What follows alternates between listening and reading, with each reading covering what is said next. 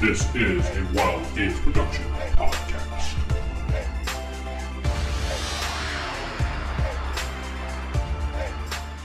Hello, listeners. This is Carl with a quick pre-show note. This is a little bit of an odd episode for us. It's more of just a discussion about the Keep on the Borderlands and how to run it. And because of that, this has a lot of spoilers for Keep on the Borderlands, especially if you're playing in Crispy's game. So if you're one of Crispy's players, you should stop listening right now. Also, I want to forewarn you, for whatever reason, our jokes are a little more adult in this episode. Probably not even PG-13, but if you do listen to this show with young kids, you may want to listen to it before they listen to it. Probably not even anything you wouldn't hear on a modern sitcom. Thank you so much for listening. Now on to the show. Welcome to the D&D world.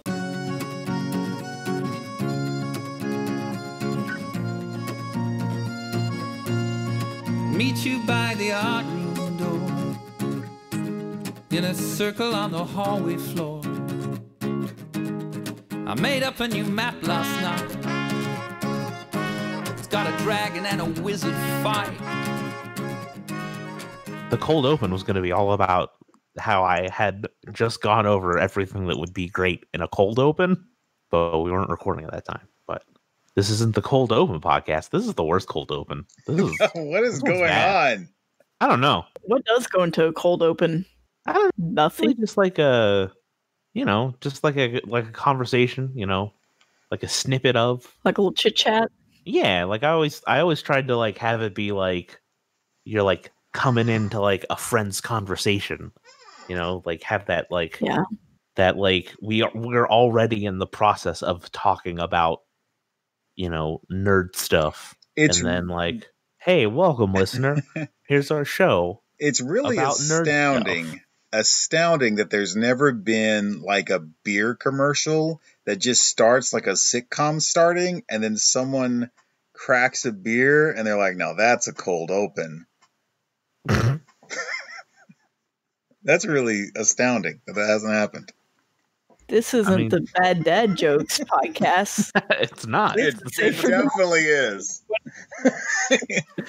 For that podcast, the podcast about classic Dungeons and Dragons. I'm one of your hosts, Crispy. I'm one of your hosts, Carl, and every podcast I'm on is the I can't talk. Is the Bad Dad Jokes podcast. That probably is a podcast. Oh, I hope so. If not, let's start on that Patreon so we can get paid.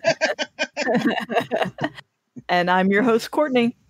And oh man, I feel like I'm gonna get crucified for this one because, like, all right, so listeners, I've been running Keep on the Borderlands for the last couple weeks, so that's what we're talking about on this episode today. Is we're gonna be doing not so much a review, but more of a discussion, a revisit of B2 Keep on the Borderlands. But yeah, this came up really organically because Crispy messaged me and he's had some questions about Keep on the Borderlands, and I was like, let's record it. Yeah, I don't think it's as good as everyone says it is, but also I could see that it is as good. I don't know, like I'm struggling with it. Mm-hmm. I was like, so I'm playing with my two younger brothers who I've never played D&D with. Well, that's not true. I've played D&D with one of them once, and I've never played D&D with the other one ever. So we have very limited gaming experience together, unlike like Carl and Courtney, who game with family all the time. You know what? I also want to have a like mini sub discussion about gaming with family because like I have one brother who's kind of just like a murder hobo, and I don't know how to address it. Like it's family, like can't be like we're divorced, you're no longer my brother. But yeah, like there's so much that I do like about Keep on the Borderlands, but I just don't know how to approach it, and that's kind of what I want to talk about is how to effectively use it, I guess. And I know Courtney's played Keep on the Borderlands with Carl quite a few times, so Yes, this is actually one that I know I have played in a whole lot. It's one that Carl, the DM, is able to kind of pull out and use parts of, whether it's going to be a short game one-off or a longer game. Again, as most of you know, my lack of memory helps a whole lot in these sorts of situations because I don't remember what we did the time before typically. But then also, I was just going to say, I feel like the advantage that Keep on the Borderlands has is that there is so much packed in to the different layers of the caves that you can really kind of modify it and use what areas you need to make it fit, I guess, your style of game or maybe just your time frame availability. So there is a whole lot packed into the module. That's all. Okay. No, I was waiting to see if Carl had anything to say. It's like, on paper, I agree with you, but like in practice, I'm having so much trouble. And I've like, so one of my favorite modules is X2 Castle Amber. And like, if you were to read my PDF of Castle Amber, I have so many like notes for ways I've modified it and like put in my own narrative and stuff like that. And I was trying to do that with Keep on the Borderlands, and I can't. Like, I love the Keep. The Keep is great, but the caves are where I'm having problems. So what's funny about this, I'm pretty sure we've played Keep on the Borderlands, right? Like, when you came to Arkansas RPG Con, did I not run Keep on the Borderlands? You did a little bit, but we didn't get to play very much of it. Like, it was only like a couple hours that I got to play. And I've heard you talk about like things you do while playing Keep on the Borderlands. And like, yeah, it was for your basic Castles and Crusades game. Yeah, so there were some of BXCC game. Yeah, I've taken it to call it the Castles and Crusades Red Box hack because Castles and Crusades have started using Classic for one of their product lines. So it's kind of. I think you should just double down on the amount of letters. It's just like the CCBX RPG, TTP, and PRPG. XYZ. So. Give me your thoughts on what's wrong with it and what's good about it. So I think what's my favorite part of Keep on the Borderlands, I think, is the keep itself. I love having this like base of operations, and like I've gone through and I picked out every NPC and I gave them a name and a personality, and I like basically had my players carouse for the first session and meet a majority of them, or like have enough time passed where I was able to give them a handout of like who the major players are. So, you know, like and I was able to I like to tie it to Mystara. So I'm definitely running with like the Castellan Keep model of stuff. So like, you know, like the Castellan is from Thyacia, and then like the visiting merchant is from the Emirates of Ilarum. And I was able to just really take these like people and tie them, you know, like some people are from like they're Troladaran, and some people are from, you know, Karamikos, or Thyacia. Like that, I love having that cast of characters that I was able to flesh out. I also like that there's a surrounding area. It's just like I don't know how to get my players to engage with it. And you know, it might be a group thing, but I don't want to just have them like go to the caves. I want them to have a reason to go to the caves. And I've given the town a sage who like lives at the guild house, and you know, there's the innkeeper, not the innkeeper, but the like tavern master. You know, he's got rumors that they can like investigate. He's got a notice board. So as a base of operations, I think it's great. as an adventuring site, I'm having trouble figuring out how to get them to go to it without me just being like, the Castellan will give you 500 gold pieces if you kill all the goblins.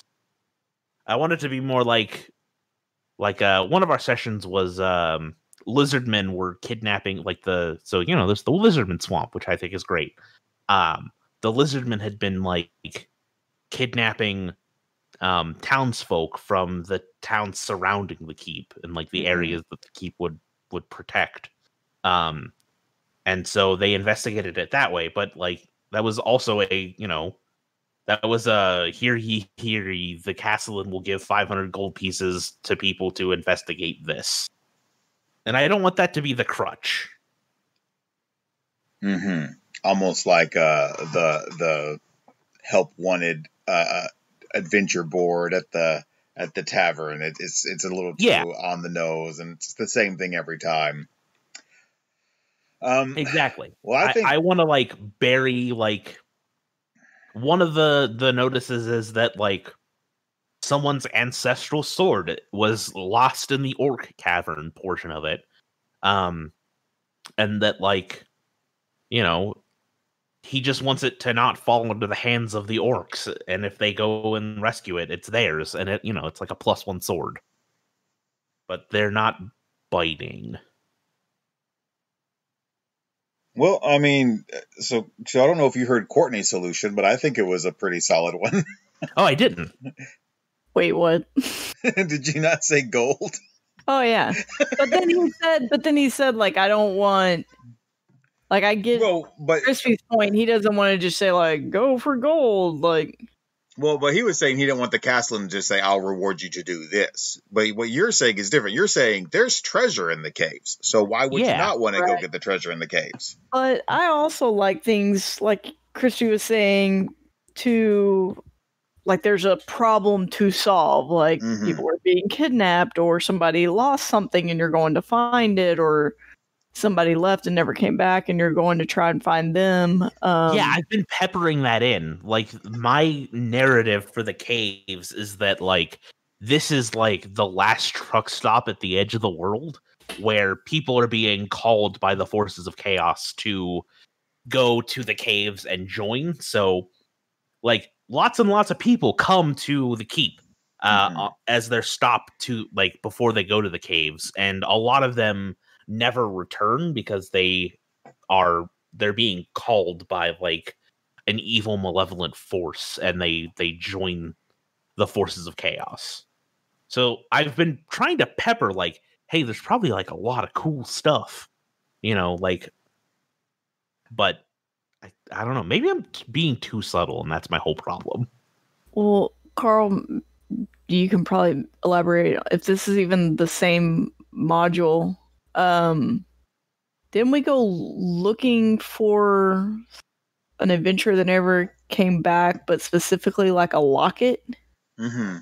That is a conceit I use. So when I run keep on the Borderlands, and so one thing is whether a module is really good or really not is a super subjective thing, and I will fully admit some of my best RPG experiences I've ever had have been with B2.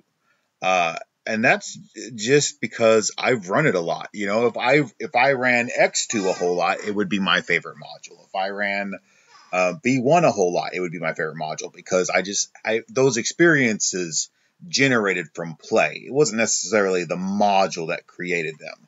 So a lot of my nostalgia or love for this module is probably the same as a lot of people's love and nostalgia for this module. And it isn't inherent in the quality of the module, even though I do think it has quality. It's inherent from the shared experiences of play. And that builds upon itself because those stories get mixed in with other people's stories, and you can hear about how other people ran B2 and what happened in their games. And I think that's part of the magic of modules is to hear about other people's expedition to the barrier peaks, or other people's in search of the unknown, their experiences with those things, and comparing to your own. Yeah, and that's what I'm looking for. Like that's what I ultimately want to deliver as an experience is for them to be able to like participate in that kind of cultural zeitgeist of I went to the keep on the Borderlands and like we did this and that and like I want that, man. I want it so bad. So one thing I do when I run Keep on the Borderlands, and this actually is something I started doing when we did the 5th edition playtest, and it was Courtney and I and some friends of ours, and it's one of my fondest memories. We spent the weekend at their house and kind of just hung out and cooked food and played D&D, and we were doing the 5th edition playtest, though I kind of realized halfway through I was just running it like Castles and Crusades because they weren't that different. I started peppering in things like I started outside of the keep, not like they'd just arrived and the guard was saying, "Tell me why you're here," which is how the module tells you to start. They were on the road on the way, and they had met on the road. So they had all just met. They were all going to the same place. And I let them kind of run into some encounters. And one of those encounters was a widow who was coming back from the keep, and her husband went out to adventure in the caves of chaos and never came back. And so she asks them to look for this locket that was dear to her and return it to her. And so immediately they have a hook like, oh, well, we want to go to the caves of chaos for gold and loot, but we also want to help this nice lady who was nice to us on the road here. That doesn't affect everybody, but it worked in this circumstance. They also met a guy who had lost an arm in the caves of chaos, and I think I've also met the armless man. I think the armless guy showed up in your game with me. So these are things that I kind of have in my back pocket that I pull out depending on who I'm running and making sure that I don't duplicate them. But some other stuff that I've done is I make there be sort of a thieves guild in the area, and I make some of the city guard, the keep watch, in on it. And I tie that to were-rats, and there's like a sewer system underneath the keep, and that's where the were-rats are. So it just gives more stuff for it to happen in the keep instead of all of it happening in the caves of chaos. Now, that being said, I agree with you. I think the keep is the reason why this module is so well liked. I think without the keep, if it was just the caves of chaos, I don't think anybody would be as fond of this module as they are. I think the keep itself is what really makes this work and gives you that adventuring starting point that kind of makes sense, has some logic to it.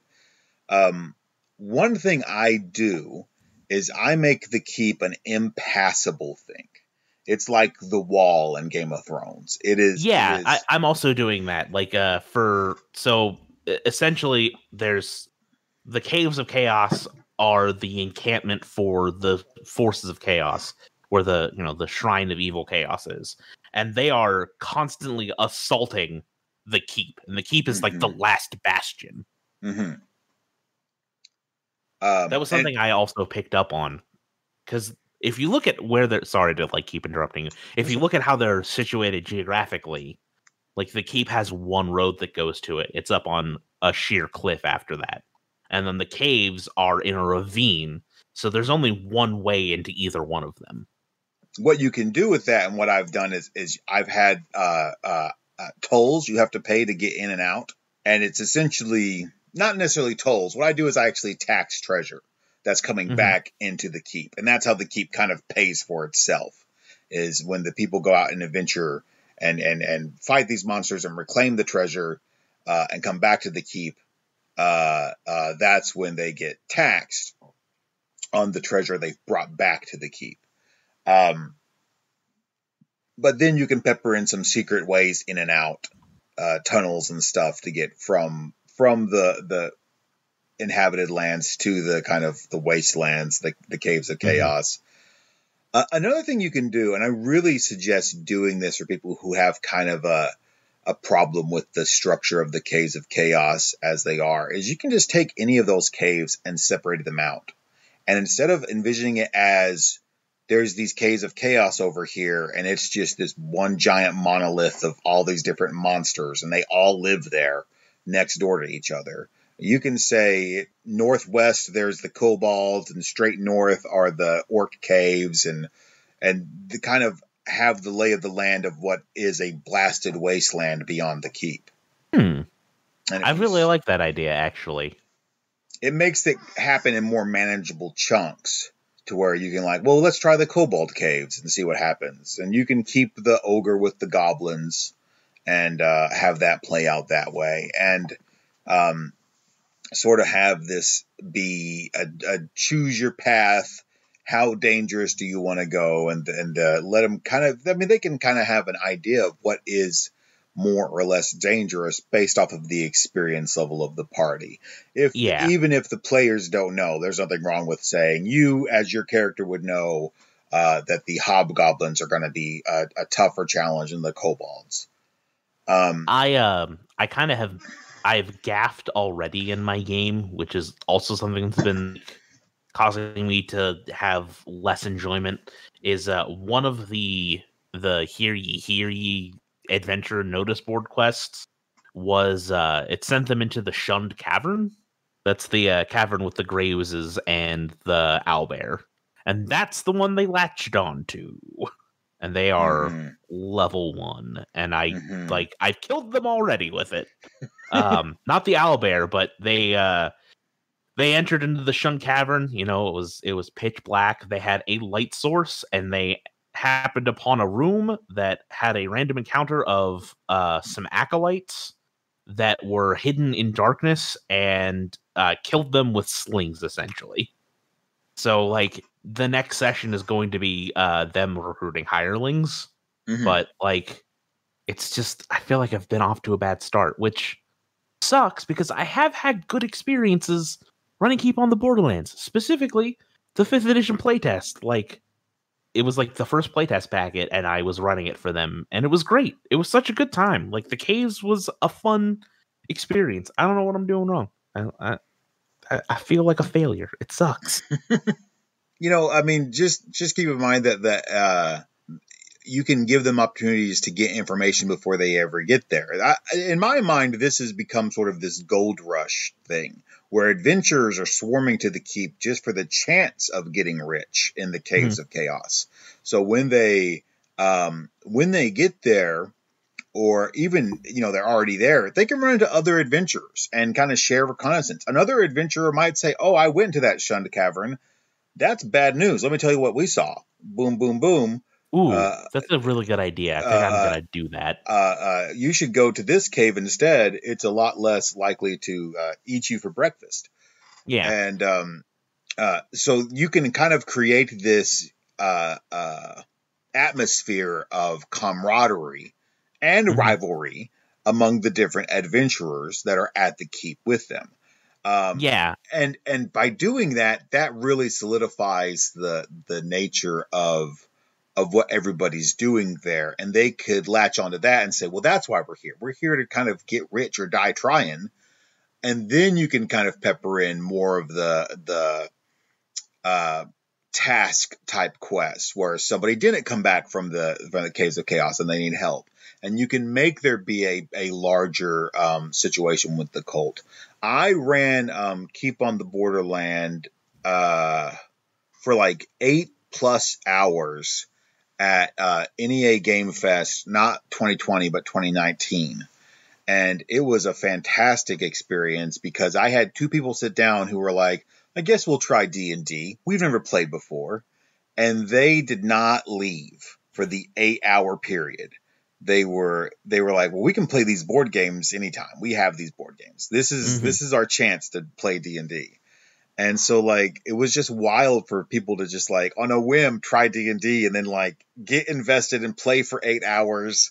And we ended up eventually at the cultist cave, and kind of tied that into some stuff that happened earlier in the game and made it a big plot point. And they they I believe it even kind of hints at it in the adventure. There's like a grotesque idol that I believe the bugbears have. Mhm. And I made that grotesque idol belong to the cultists. And so they destroyed the idol at the cultists' cave. One thing you can do is have the cultists be the reason the Cave of Chaos exists. They're pulling all these monsters to the Cave of Chaos for some nefarious. That's kind of what I'm doing. Like I invented like a like grand villain, because there's not really from what I could tell, a villain to the Caves of Chaos. Like, it's just kind of factions. So I've got a mastermind who is pulling the strings. I'm setting up the evil priest in the keep. Like, we're on session 3, and I just have sort of like thrown him into things, and he's probably going to be one of the adventurers that they hire. And I want to try to Emperor Palpatine one of my players. But I would avoid having the evil priest be a big bad, though. He's not the big bad. Okay, the big bad is like a reskinned. He's basically going to be an evil elf. Okay. That is like low-key maybe a vampire, but not really. Okay. Like, narratively a vampire, but not like mechanically a vampire. He's just so easy to find out and kill. He's just not gonna. He's not gonna make it if he's the big bad. No, he's not the big bad. He's just gonna betray him at one point. So here's what I did with that priest. He offered to adventure with them, as he does, and when he did that, I handed a non-player character sheet to one of my players and say, you control the character. And everything he did, that character chose for him to do, he did. He fought monsters, he went with them, and whatever. And then the moment he says, okay, can this cleric heal light wounds on X, on the Zareth the Brave? Sure. But instead, hand me that sheet, he does cause harm. And it was a mind flip for everybody there. Yeah. It was a total, like, warp of reality. What is actually going on?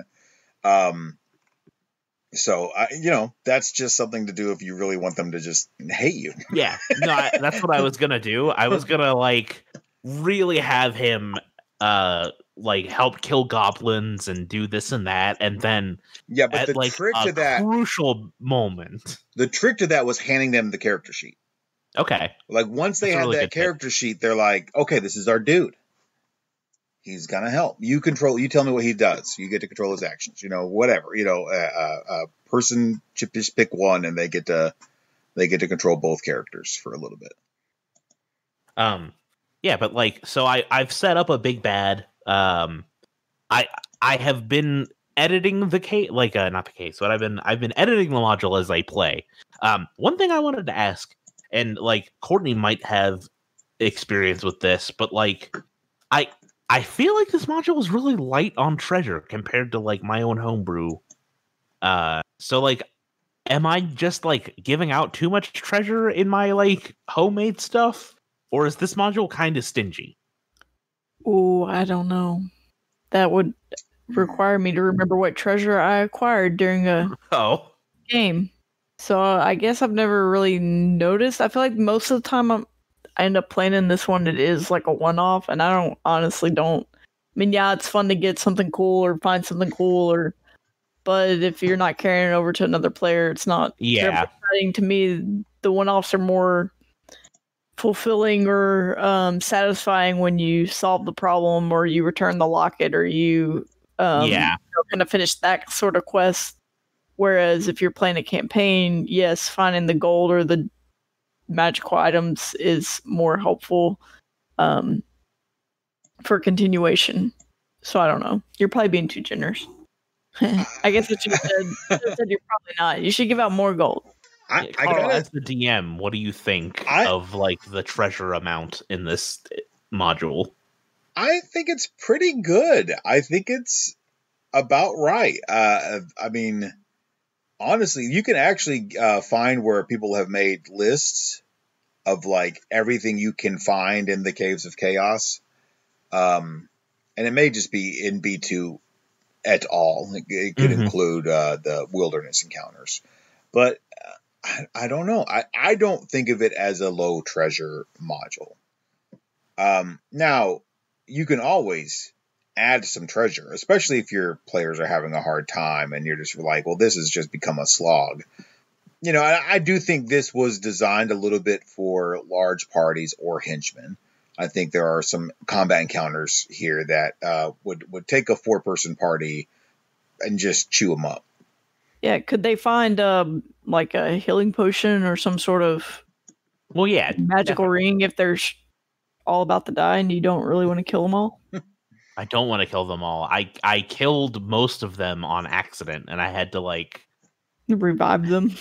Yeah, like I had to like I had to change my like because normally I do at 0 hit points. You get to make a save. I do like the basic fantasy rule of like if you're brought down to 0 hit points, you don't die immediately. You make a death save or a save versus death ray.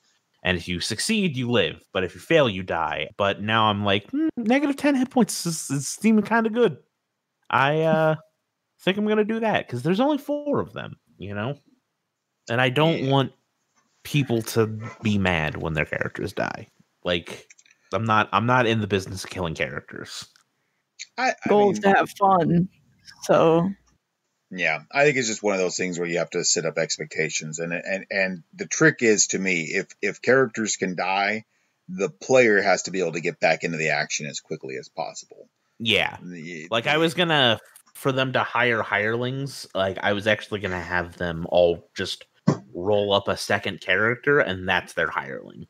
Well, and that's one of the things you can do with Keep on the Borderlands, where with the conceit that there's all these different adventurers at the keep going in and out, is if a character dies, the next room they meet another character and that person just has a character sheet ready, or you have pre-gens ready, and like, this is you now. I mean, I think that's fine. If people can just get back into the game as quickly as possible, I think character death has its stings. But sitting there and not getting to play is worse. You know, one thing I do that I think might help with the kind of narrative conceit is I do not frame this as the monsters live over here and every once in a while we go out and kill some of them. I frame this as this was a war zone. This was a place where humanity failed to fight back these monstrous creatures, and these woozles and heffalumps and the grims and gromps were all beating us back, and we fortified at this keep and were able to hold them off. But everything out there is our destroyed land. It is human and dwarven and elven territory that the monsters took over. And every time that we can fight the monsters back a little bit, it's closer for us to just get back what they destroyed of ours. And, you know, that's just one of my conceits in general, is I don't have it as orcs and these creatures are societies or cultures or family units at all. So there's no goblin babies, there's no orc babies in my my least favorite thing is like, here's a room with 3 orc males and 4 orc females and 7 orc young who do not fight. It's like, man, I don't want that. Like, I'm just gonna cut all that out. Yeah, they did in the Mound of the Lizardmen. They did firebomb the Warrens and like steal the eggs to sell for a hefty price. So, you know, like, I feel like Lizardmen eggs, that's, I don't know why. I feel like that's acceptable, but like murdering kobold babies is not. Could be unfertilized eggs. It could just, it just could be a really good omelet. The point being, I frame it as completely evil entities that have pushed humanity to this kind of like stalemate where they're holding them off at the keep. And in fact, the whole idea is you go out during the day and get back before it turns night, or you're not going to make it. Because once night falls and all the monsters come out from wherever they're hiding, it's totally inhospitable and you will not survive. I really like that idea. It would not be hard for me to do that because I did have to get assailed by cultists of evil chaos and like their skeleton army at the start of the last session. So I've kind of already set that precedent, and also like I said, it's like the last stop of civilization on the frontier. So I have something similar going. I think I've gotten a lot for like what to kind of change up and sort of like some considerations. I love your so like there is a thieves guild as well. I did steal that idea from you. And like they've got a secret leader who's one of the town NPCs, and I'm just super excited to, if it ever comes up, like have them get recruited to go, I don't know, steal. No, it's fantastic. Yeah, I think having those little moments peppered in to the keep makes it feel like a real living place. And I think that's really the goal, is you're trying to make it feel as much as like this is a living, breathing place as possible. Do you think that the main component of the module are the caves, or the keep and the surrounding lands, which include the caves? I think the keep and the surrounding lands is what sets it apart as a module, of its time. Compared to like B1, which was some dungeon maps. And there's a lot of fun to be had in those dungeon maps. But I think the thing that makes B2 such a fond thing in people's memories is because the keep has a personality. And that's what I look for. I want an environment when I look at a module. And I mean, that's what B2 delivers. And it doesn't have a narrative, but there's enough there to find a narrative every time you play. And I think that's what makes it such a good module for me. I think if there's any criticism of it, it's if you're wanting something that has a sort of arc, there is none. That you could find in something like, I would say even Village of Hamlet has more of an arc than this does. There's no real end goal. There are some caves to explore. You will eventually explore all of them, but they're just kind of haphazard. And one of them seems a lot worse than the others, but you could get there on your first entrance. That could be the one you decide to go to. There's no narrative construction. There's nothing going on to kind of discover as far as like the plot of the villains. I think you could make that work. I think that's kind of the goal, is like, we need to make this make sense for why all of these monsters are coalesced in one area. And it could just be that they're monsters, and monsters in your world stick together. That they are all extensions of the same evil will. They are servants of the White Queen or the Dark Lord or the whatever it happens to be in your world. If there were criticisms that I would also put at Keep on the Borderlands, is it is basically a dungeon zoo, dungeon slog.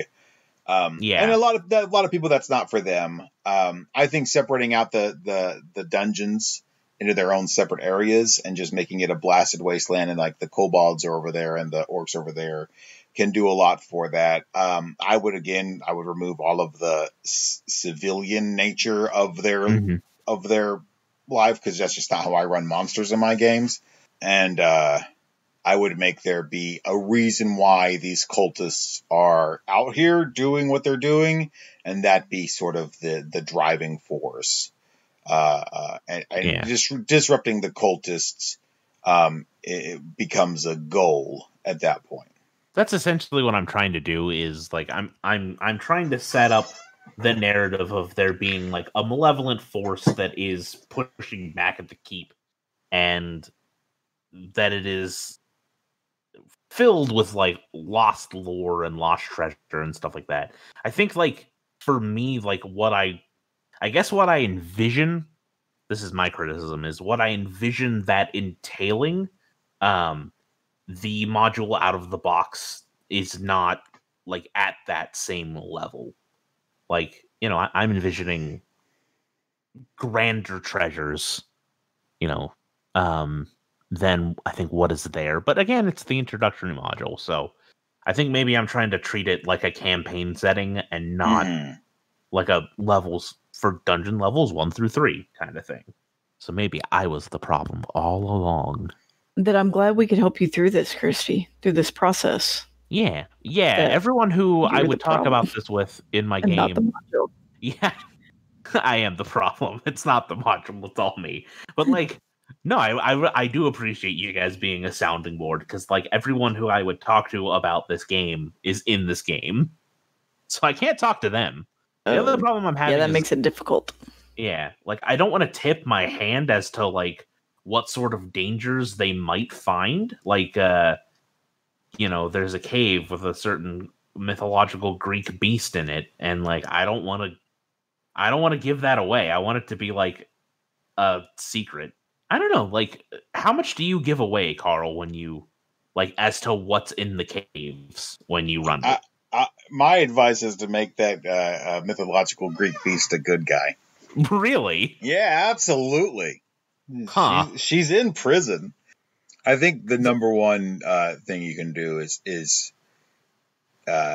focus on the keep, fill it with NPCs that are kind of there for the same reason, and it will kind of guide them in the direction they need to go, because there's kind of this kind of shared gold rush of like, well, we can really make our money out there, and you know, you can increase the treasure because of that, because if they are going out with other adventurers that might be getting a piece of the loot found, you may at that point want to increase some of the treasure found. Well, I think that'll wrap this one up. Not really so much a review, just kind of a discussion on this one. I know we did a review way back in the day, but I don't feel like I'm comfortable enough with the module or like experienced enough with it to actually like give it a recommend or not recommend. I mean, like, well, all right. I'm gonna backtrack on all of that. I would still recommend this module just for the keep and the environs of the keep. And like, you know, it's a classic. Like I do think the legacy of Keep on the Borderlands is well deserved. I think Carl also probably recommends it because he runs it a lot. Yeah, I mean, to me, it's what I want from a module. It's just the information of what is where. And yeah, that's all I want a module to tell me. If a module starts telling me like what's going to happen in the story, I lose interest real fast, because to me, what happens in the story is what the players do. If the module's deciding that and the players aren't, then we're not playing a role-playing game. I'm reading box text a la novel to the players, and that's just not as fun to me. I want to pick Courtney's brain real quick. I also like, I know it's getting late where Courtney is. Like, what are some things that, like, when you're playing and Keep on the Borderlands, what are some of the things that make you excited to go, like, explore the caves? Like, what are some hooks that have been particularly effective for you? Carl's Unaware, which I think is the only person I've ever played B2 with, is Carl's the DM, but where we knew certain monsters were in certain caves, and that was very interesting. And then the other one that I remembered enjoyed again was the Locket one, where we were on that kind of quest to help somebody. I honestly didn't realize there were so many caves until I looked at the module, because I've never opened it before.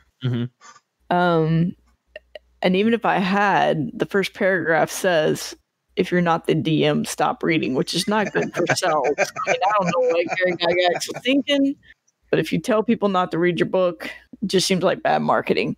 So just looking at the map, I didn't realize there were so many It's like areas to explore. Yeah, and so many different entrances and but I guess as far as things that I have enjoyed in the past playing is knowing different areas to go to, and so then you have to decide as a group, do we want to go here, do we want to go there, where do we think the most treasure will be, do we go fight kind of maybe a harder monster and see what happens. Really, because I was saying earlier, like, I didn't want to tip my hand for like what is where. Do you think that like knowing where the encounters would be, did that add to your enjoyment? Like, just trying to figure out another way to fight it. So we knew that was there. We knew that monster was there. So did necessarily knowing make it better? I don't remember that part. I just remember the enjoyment of figuring out how to defeat the monster when we weren't necessarily strong enough to beat that monster. That's really interesting to me, because like I wanted to like spring stuff on them, but like I do like your point of knowing like, all right, well, we know this stronger monster's here, and sort of like strategizing around that. I do often give people information on some of the caves. And I think there's so much there that you can do that and still have both. You can have the surprise events, and you can have the where the orc cave is, and where the hobgoblin cave is, and where the goblin cave is. So you have that information, like, well, let's go to the goblin cave. That's going to be the easiest. Well, the goblin cave also is where the ogre is. So you can have that surprise moment of like, oh, these goblins have an ogre. This is bad news. And still have that information to where they made at least a somewhat educated guess at where to go next. And a lot of people, if you give them like, here's the goblin cave, here's the orc cave, here's the hobgoblin cave, they'll go, let's go to the orc cave, middle of the road.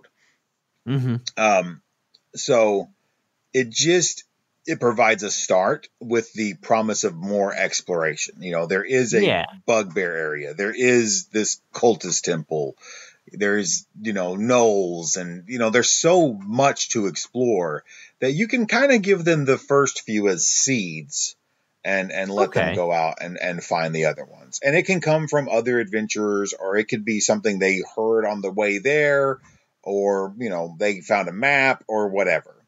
And it doesn't, I guess, necessarily have to all be accurate information, because it could be what they've heard or what they thought or what it used to be. Well, the last time I was here, this was goblins, or, I haven't been out venturing in a while, and then they get there and it's, I don't know. That is something I've done before, where I've had a guy in like really shiny armor with a really nice sword, and none of it looks like it's ever been used, telling all these tall tales of what he's found out adventuring, and all of it's not happened at all. And he just got his nice armor. And I mean, most people, I love the idea of the false rumor monger. Yeah, he's just talking up like, oh yeah, I've killed all these bugbears in this cave, and obviously most people catch on that this is the wrong information, but that can help guide them to the right information. Yeah. All right. Well, I think we should cut it there. Oh man, I forgot like the whole format of our show. It's been so long. Email? Yeah, we can read some emails. We have a couple that have come in. The first one we have is from Chris Holmes. It says, "What a truly sweet episode. Carl is the coolest dad around. I was almost sad I didn't grow up in a basement. Maybe Carl could get a side gig reading bedtime stories for us. My bedtime stories were often Lovecraft and Edgar Rice Burroughs, so I had it pretty good. I will have to look for a copy of Sunny Rolls the Dice, even though the author probably cheated when she rolled up her character." That's a pretty good compliment there. So that was in response to the Sunny Rolls the Dice episode. So when Jenny Holm mentioned her stats of her character on that episode, yeah, they were a little high, but she was 11. We just kind of glazed right past it. Yeah, man. Like when I first started playing D&D, I thought you added your whole strength to your attack roll, not your modifier. You were very successful. Cool. 38. I think that hits. I guess I need to get a side gig reading bedtime stories. For real, yeah. Here I come, OnlyFans. I gotta cut that out. No, you can keep that one in. Oh, man. The kids do love it when you read stories to them because you do all the voices. There's been oftentimes I've gotten vetoed. They're like, no, we want Daddy to read. So, which I'm okay with because I'm not near as good at the voices. So thanks, Chris Holmes. That was a nice email. I'm glad people like that episode. Like, I thought it was really cool to talk with someone who, like, especially to talk with no, I don't know what the right term is. A woman? I mean, I know that's the right term. I don't want to say girl or, like, lady. What is happening to this show? Female. Okay. It was so nice to talk to a female. Okay, I don't hold want to on. be that guy. Expound, though. What do you mean? No, it's like, look. You just The didn't know internet is a dangerous place nowadays. I don't want to, like, not say the correct terminology. Okay, but I don't have a lot of people I talk to in my woman daily or lady. But you still need to expound because you don't just mean talking to a woman. There's No, more to talking to yeah, it was very nice to talk to a real life woman. I only know two. It's Courtney and my wife, so it was nice to meet a third. Oh, jeez. No, to talk to I don't want to say female. That's the thing I don't want to say. But Yeah, that's to fine. talk Don't say to a female. lady gamer who had, like, played D&D, like, not apocryphally, whatever that word is, like, who played D&D in the 70s and 80s. Mm-hmm. Who was, like, into that hobby and then to also, like, write a book about that experience. Like, it was cool to see Stranger Things, but from Eleven's point of view. I also am pleased with how well received that episode was. I was a little worried because it was not our typical type of episode where we don't do a lot of children's literature on the show, but it was really, we got a lot of feedback on the episode and it was all very kind, and a lot of people purchased the book because of the show, which is really cool to hear because I think it's great. Me and Connor were just reading it earlier today. We were taking turns doing the voices, and he was voicing Gramps, and when he voices Gramps is 108 years old. He's like, "Hey, Sonny, I'm here from Florida." And I'm like, okay, man, he's not that old, is he?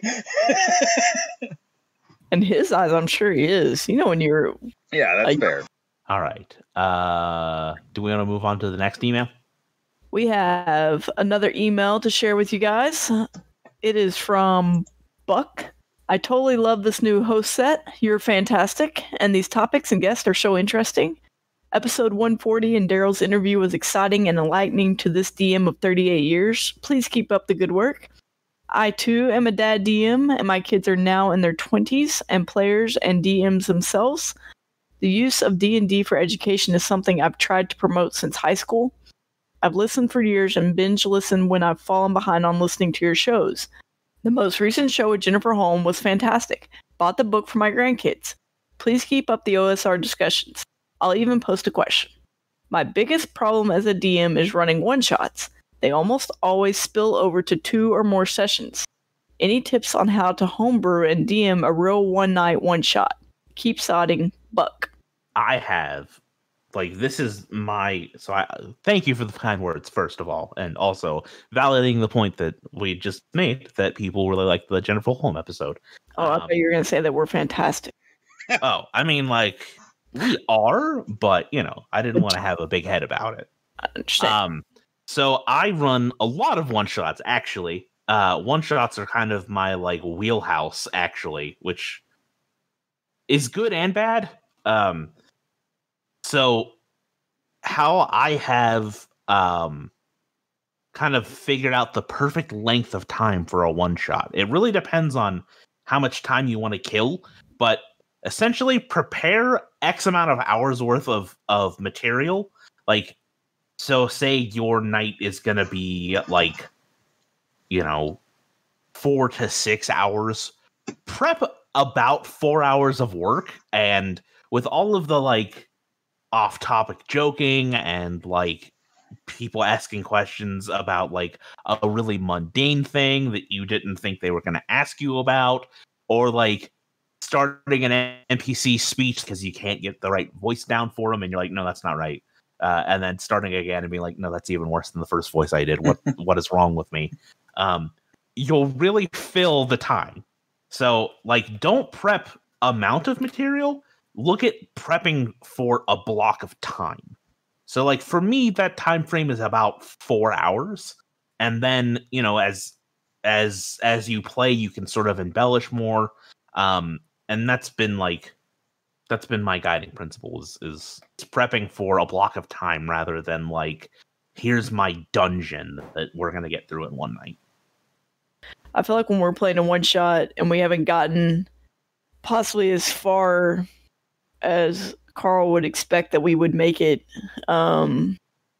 we do wrap up like that last thing, and then a lot of times he just kind of cinematic reveals the ending, which is not a letdown. Like I don't really typically feel as a player that, oh man, like you just told us the ending. Like it's usually just kind of the tail end after the big fight.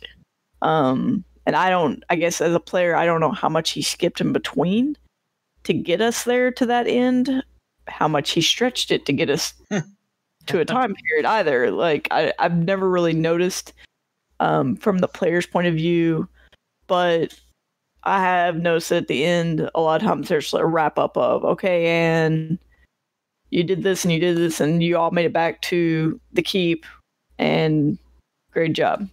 kind of ending sometimes. Yeah, I do the same thing. I never like, when I'm prepping, I always think of like, oh, and then they have to fight their way out, or they have to navigate the tunnels to get back, and they might get lost. And then I go like, well, that's not fun. And like, they worked really hard to get this treasure or to get, this like artifact. So I'm just gonna say like, you guys make it back to the keep, and then you do this and you do that, and maybe have some like role play back and forth.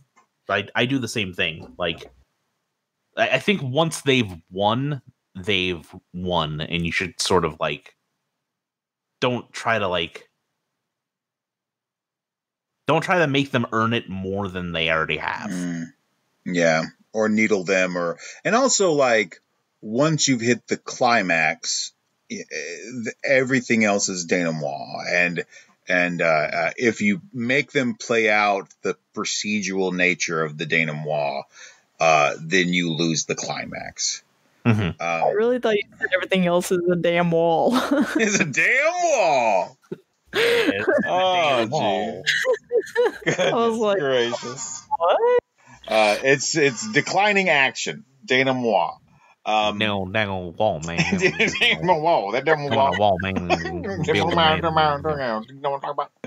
So essentially, what I would suggest is D&D by its nature is a serialized thing, and you kind of have that idea of your D&D campaign being this novel, and you're coming back every time and getting a little bit more of the novel, and it builds up and it builds up, and it can be a slow burn. And a one shot can just not be that. You can't start a one shot the way you would start a campaign.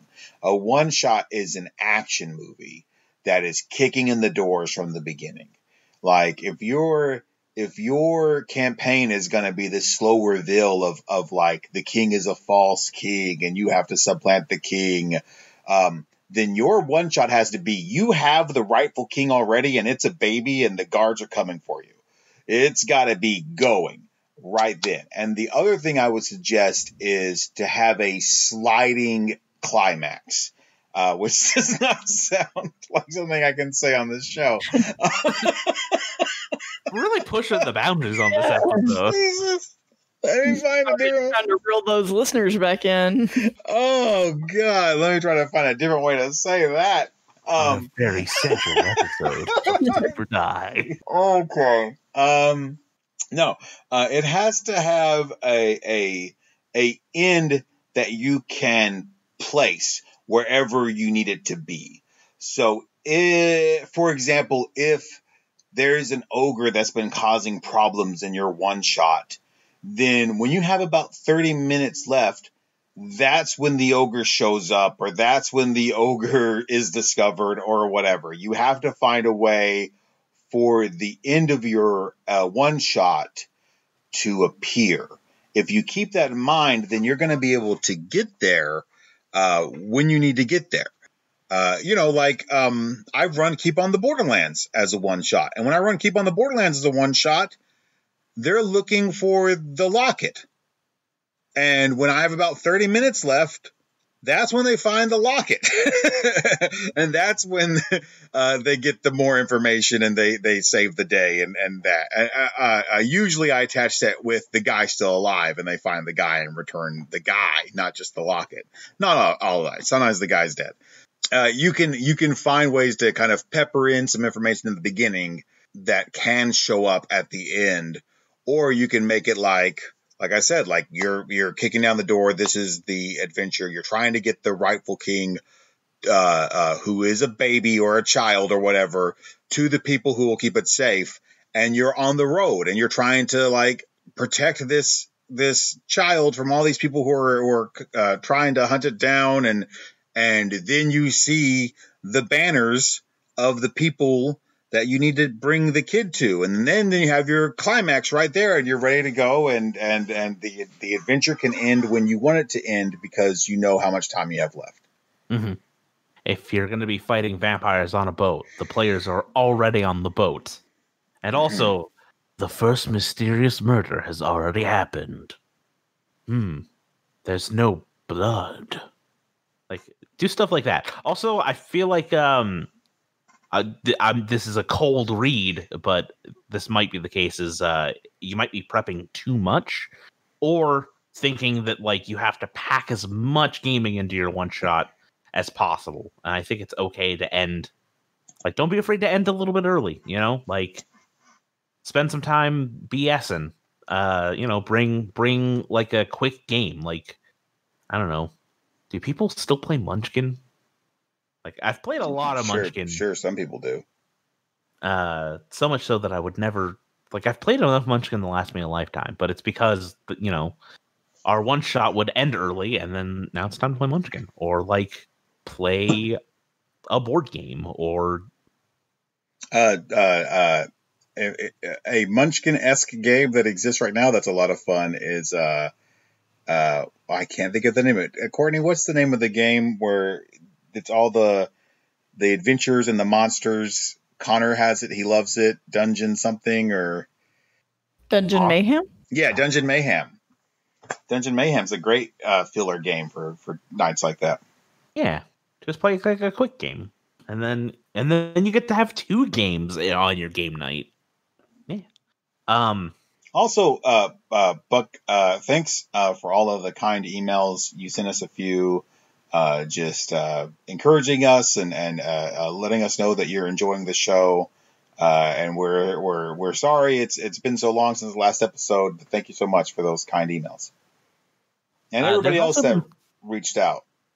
Yeah, there's somebody who's been messaging us on Facebook Messenger, and I don't have their name off the top of my head, who has been like listening through the back catalog and will message us like occasionally with either a question or like some like nice words.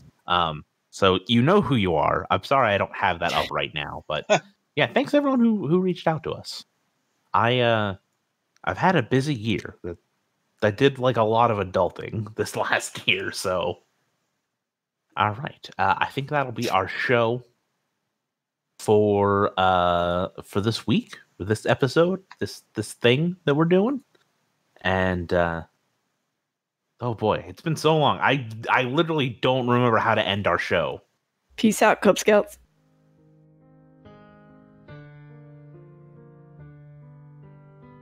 Are you enjoying the show you're listening to right now? Great! Why not head over to patreon.com/WGP and support that show for as little as $1 a month.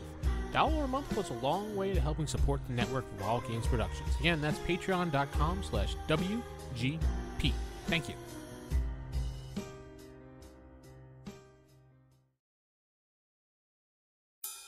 So, you like AD&D 2nd Edition but no podcast to listen to? Guess what? We got the cure right here. I got a fever. And the only prescription is The Thaco's Hammer Podcast. You want me to put the hammer down? Join DMs Glenn, Brian, Corey, and Full On Gamer as they discuss, debate, and review the world of 2nd Edition AD. Yes. Go here. Give me a gin. Yeah, that's DM Corey ordering drinks. Sorry, girlfriend's getting gin. Rules, modules, supplements, clones, everything 2E is fair game. Someone lied to you, and there's an opposed roll, and, oh, they won, so you believe the lie. I know, but I don't, because I, the player, know that they lied to me. But you, the character, have to act like you take the lie. So listen into a podcast where number 2 is number 1. The Thaco's Hammer Podcast, the best damn 2nd Edition AD&D podcast ever. You'll find it on iTunes or at thacoshammer.info. Hilda and Leothward are in the home of Jan. They are confronting the bald intruder who was rifling through Jan's things. During this confrontation, the bald intruder decided to attack. He's going to strike at one of you, but I don't really think this counts as a surprise type situation. I mean, he had his sword out. He was looking at you. I kind of assume you guys do not have your weapons out, though, I assume. No, but like we were like ready for him. Okay. He's going to strike at one of you. I'm going to roll a d6 on a 1, 2, or 3. He's going to strike at Hilda. On a 4, 5, or 6, he's going to strike at Leothward, and I rolled a 2. Hilda, he strikes at you with his sword, and he rolls a natural 1. So Liars get. currently very unimpressed with this warrior's martial prowess. He strikes forward and leaves his side open. So Hilda, your attack on him is going to be with advantage. You're going to roll 2d20 and keep the highest. And then we'll do Leothard's attack. And then we'll roll initiative again. Okay. Here we go. Ooh, that was a 2. 20! All right. So, are you trying to kill or are you trying to subdue? I'm trying to just knock him out. Okay. Dude, I'm not trying to kill him. Roll your damage die twice. So a d8 twice and add them together for your 20. I rolled 2. 1 on 1. Oh my goodness. Okay. Yeah. Trying to very delicately knock him out. That's true. You are not trying to be lethal, and in that just lay down here and rest. Now you have a strength of 15, so that's going to be a total of 3 damage on this gentleman. I mean, that's enough to like stub his toe, right? Yeah. All right. And then Leothward, you get around. I'd like to see if I can, like, pin him to the ground. So the way I'm going to do that, and this is just the way I handle all of that type of grappling and subduing and all that, is that's all just regular damage, but you still have to get through someone's hit points to subdue them. So any type of attack you do at any point, even if somebody else is attacking to kill, if you do the final hit points to the target, at that point you can say, I grab him, I subdue him, I knock him out, whatever. But you still have to go through the hit points. The hit points are still an issue for any of those. All right. So is it just a regular attack roll? Yeah. So you'll just make a regular attack roll. You'll do damage. They'll go to his hit points. There's not 2 separate pools of hit points. Hit points are hit points. It's just if you are the person to do the final amount of hit points to him, at that point you can subdue, pin, knock out, whatever, kill, whatever. I rolled the 9 altogether to hit, so I'm pretty sure I don't. You do not. That's it for me. Okay. Now we'll roll initiative. And then, Crispy, why don't you roll initiative for your team, and I'll roll initiative for him. I rolled a 5. I rolled a 1. All right. Hilda, since you hit him, he's going to take a swing at you. That does not hit you. That would hit an armor class of 8. Your armor class is 1. Holy moly. Yeah, he's not going to hit you. All right. And so now, Leothward, it is your strike. I'm going to try again to pin him to the ground. Yeah. And he's trying to push past you, but it's such a narrow corridor that it's really going to be hard for him to escape. And he doesn't even realize that there's 3 other people outside waiting on him. All right, roll to hit. I rolled a 2 altogether, so... Yeah, that's not going to do it. Sorry, not a 2 altogether. I rolled a 3 altogether. I rolled a 2 on the die. Okay. All right. He's still trying to push past you, not quite making it. And Courtney, go ahead and take your action. All right. I'm going to try and hit him. I rolled a 6. That doesn't do it. Does not do it. Courtney, go ahead and roll initiative for me. I got a 4. 3. He's going to keep pushing past you. I'm going to roll 1, 2, or 3 on, he attacks Leothward, and 4, 5, or 6, he attacks Hilda. Leothward, he's taking a strike at you. I rolled a 14. With his modifiers, that's going to hit an armor class of 4. What is your armor class? My armor class is 4. Okay. So he strikes at you with this sword in his hand, and it catches you in your shoulder, and he does 5 points of damage. Oof. That's pretty big hit for you, right? Yeah, I have 1 hit point left. Okay. So he strikes you in your shoulder, his sword stabs you, and he's going to try to break through, but before that, you're both going to be able to get a strike on him. If you would like to fall back, that's also an option for you, Crispy. Whose turn is it? It's going to be yours and then Crispy's. Can I call for backup? Mm-hmm. Hey guys, we need backup. All right. They start shuffling into the room, and you can go ahead and attack. I rolled a 10. A 10 does not hit. Leothward, what are you doing? Can I attack and withdraw? Not and be safe. Okay. So, he could still definitely get an attack on you. If you try to engage and then withdraw, you may be able to get a little bit away, but not... You wouldn't be able to get so far away that you would be sure that he wouldn't be able to strike you again. Okay. Then I will just withdraw. I'm, trying to do the option of, not giving him a bonus to hit me. Sure. Yeah. I'm fine with a fighting withdrawal where you don't get attacked. Yeah. You withdraw. As you fall back, Brother Bowen is going to see your wound and heal you as soon as he gets in action.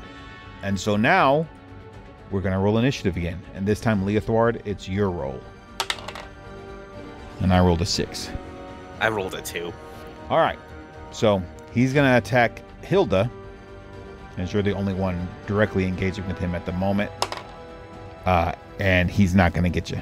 Roll at a 7. So he misses, and then Cooper comes up beside you, Hilda, and so he fills in that gap, and Brother Bowen is going to heal Leothward. Mm-hmm. And you get 5 hit points back. Nice. Which is what you were down, right? Yes. Oh, okay. Easy come, easy go. You're healed. So Brother Bowen says some prayers to whatever god Ringo, that was it. He says, I'd like to be under the sea. And he heals you. And it's going to be Leothward's turn and then Hilda's turn. All right. I'm going to throw a dagger at him. Sure. Roll a d20. Am I still in close enough range that I get the bonus?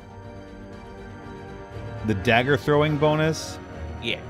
It's yeah. I've never played with those, so I don't really even know, but sure. You can get a +1 to your attack roll. I don't know here. Now, you cannot subdue him with a thrown dagger. If this takes him out, he's dead. Okay. I got a modified 20 Well, that is a definite hit. So give me a D4. I hit AC 0. For 1 damage. All right. He's still with us. And Hilda, go ahead and take your turn. All right. Dang, I rolled a 3. Goodness All gracious. right, everybody, send in your dice recommendations because mine are off. So now we get an initiative roll again. Courtney, this is going to be your initiative roll. And you and Cooper will get to attack this turn. I rolled a 1. All right. You have initiative. Courtney, your attack first, and then Leah Thwart, and then we'll do Cooper. 14. They heard me talking about getting rid of them. 14 will hit him. 4 damage.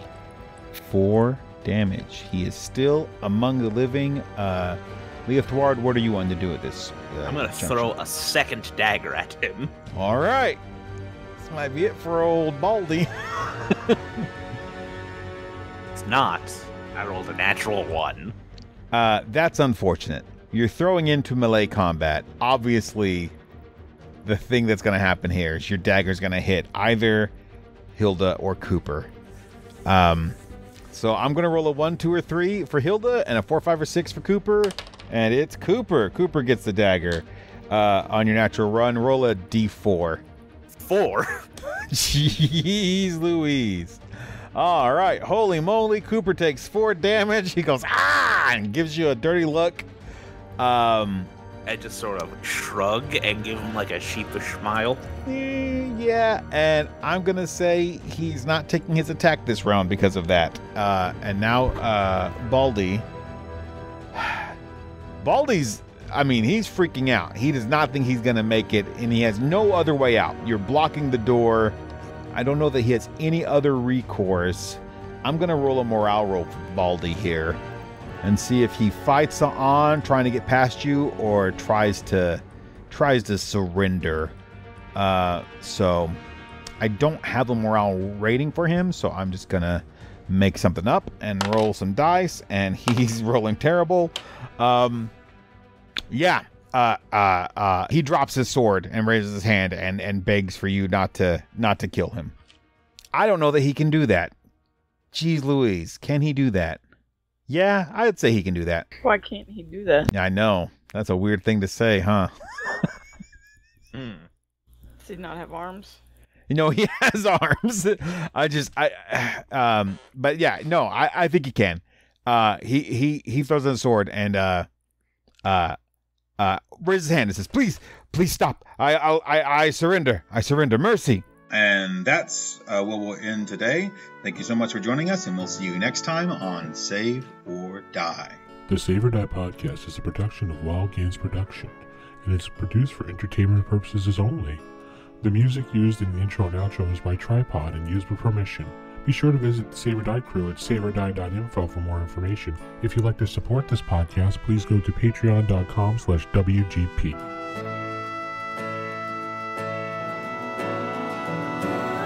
Life for me, that's nothing